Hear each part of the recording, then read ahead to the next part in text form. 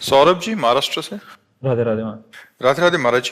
महाराज जी, क्या ये सही है कि एक गुरु से दीक्षा लेने के बाद किसी अन्य गुरु का अनुसरण करना जहां उन्हें शांति और प्रेम की प्राप्ति हो रही हो? देखो, एक चीज ध्यान रखना है कि शिक्षा गुरु हम 100-200 बना सकते हैं। जैसे 24 शिक्षा गुरु बनाए दत्तात्रेय जी महाराज ने, लेकिन दीक्षा गुरु हमने दीक्षा ले ली। जैसे गुरु ने कहा राम राम जपो, अब हम राम राम जप करेंगे और 100-200 संतों से मिलेंगे, उनके अनुभव सुनेंगे।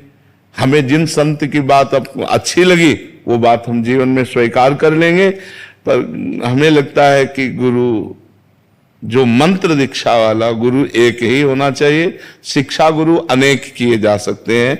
शिक्षा हम कहीं भी बैठ करके सुन सकते हैं। मान लो हमको अपने गुरु के वचनों में दृढ़ विश्वास करने वाले अगर हमको 100 संतों के वाक्य मिले तो हमारी बात बन जाएगी। लेकिन हमें अपने गुरु पर अश्रद्धा नहीं करनी चाहिए, अपने गुरु मंत्र पर अश्रद्धा नहीं करनी चाहिए।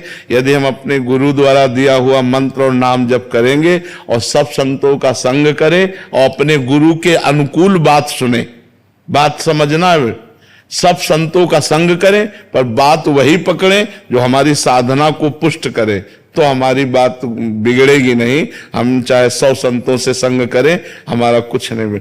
अब ये नहीं कि हम जहां संग किया वहीं गुरु बना लिया, फिर उनको छोड़ा, फिर उनको, ये ऐसे नहीं। गुरु एक है।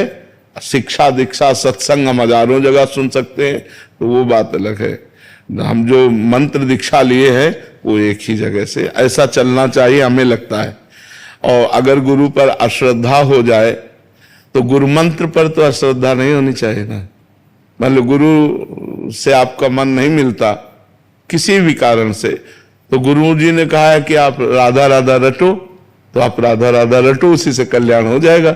दूरी बना लो, राधा राधा रटो, कल्याण हो जाएगा। निंदा करने की जरूरत क्या है, गुरु बदलने की जरूरत क्या है? हमें तो ऐसा लगता है। क्यों महाराज जी, इसमें थोड़ा सा विस्तार चाह रहा था। महाराज जी, जैसे कुछ हर एक संत भगवान के सिद्धांत अलग अलग होते हैं साधना पद्धति के, जो तो उसी में हमने कहा जो अपने गुरु सिद्धांत से बात मिलती हो, जो हमारे गुरु वचनों को पुष्ट करता हो, वही सत्संग हमें स्वीकार करना चाहिए और सुन सबका लेना चाहिए। कभी कोई संत भगवान जो वरिष्ठ होते हैं उन्होंने कोई आज्ञा कर दिया जो गुरुदेव के सिद्धांत से थोड़ी अलग जा रही है, नहीं तो मानना वो मतलब सुन लें बट अपने गुरुदेव या उनके आगे प्रस्तुत कर दें। नहीं मानना चाहिए, अपने गुरु के सिद्धांत से ही चलना चाहिए। जो सत्संग हमारे गुरु जी के सिद्धांत को पुष्ट करता है हम वही बात मानेंगे, हम अन्य बात नहीं। अवज्ञा तो नहीं हो जाएगी? नहीं, इसमें प्रगट में वैसे हमें लगता है कोई भी सुलझा हुआ संत आज्ञा ही नहीं करेगा। कोई भी सुलझा हुआ संत ऐसी आज्ञा ही नहीं करेगा जो आपके गुरु से आपको अलग करे, आपके गुरु के सिद्धांत से आपको अलग करे। अगर ऐसी आज्ञा है तो मुझे लगता है फिर नहीं माननी चाहिए।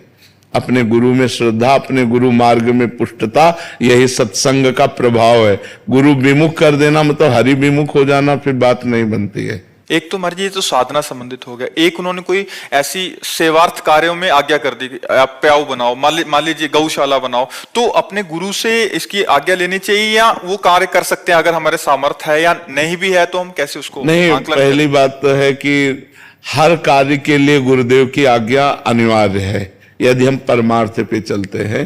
देखो, भगवान राम धनुष उठा रहे हैं तो गुरु ही प्रणाम मन ही मन कीन्हा, पहले गुरुदेव के चरणों में प्रणाम किया फिर धनुष उठा। मतलब हर एक कार्य अपने गुरुदेव की आज्ञा, गुरुदेव को नमन। गुरुदेव, अब जैसे किसी संत ने कहा कि आप पौशाला खोलिए, जी महाराज जी, गुरुदेव भगवान से बात करते हैं, खुली बात है, हम अपने गुरुदेव भगवान से बात करते हैं और गुरुदेव भगवान सहमति दे देते हैं कि हाँ खोलिए, हमारे पास धन है तो हम पौशाला खोल देते हैं।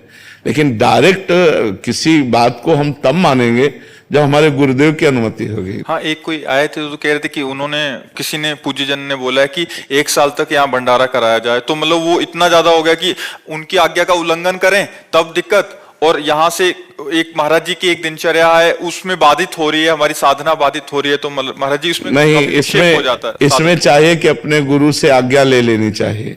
अगर हमारे पास धन है और किसी संत ने कहा है 1 साल भंडारा करो, तो ये बात हम मानते हैं, पर हमारे गुरुजी की क्या इसमें अनुमति आज्ञा है, बिना उनकी आज्ञा के हम नहीं कर सकते। ऐसा जरूर निष्ठा रखनी चाहिए, अपने गुरुजी से अनुमति और आज्ञा लेनी चाहिए, तभी बात सिद्ध होगी, सिद्ध बात तभी होगी।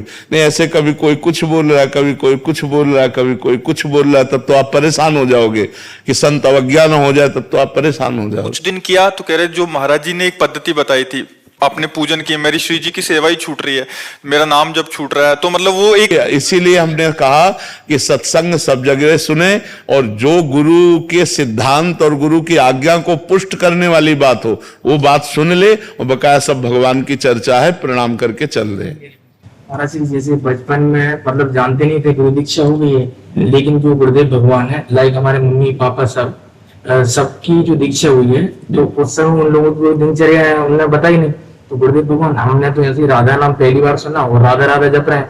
हाँ, अब जैसे एकदम बचपन में गुरु मंत्र तो थोड़ा जब तक विवेक ना हो, हमें पता ही नहीं है कि गुरु क्या होते हैं, गुरु मंत्र क्या होते हैं, तो फिर उस समय नहीं, उस समय नाम भगवान का जपने की प्रेरणा करनी चाहिए।